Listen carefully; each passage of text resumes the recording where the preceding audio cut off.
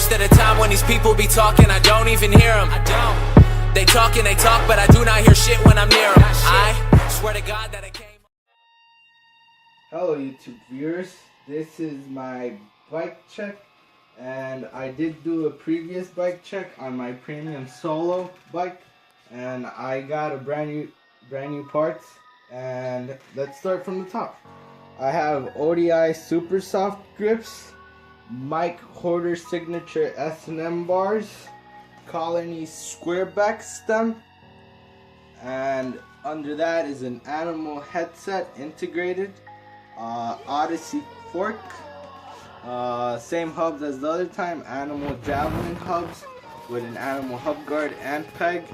And for the wheel, I have Odyssey spokes with a Cinema 333 rim. And for the tire, I have a Mike Aiken tire. And as you can see, the nice volume. And I have a Tree V2 sprocket, Sobrosa cranks, Animal BPE pedals, and my really old Animal seat.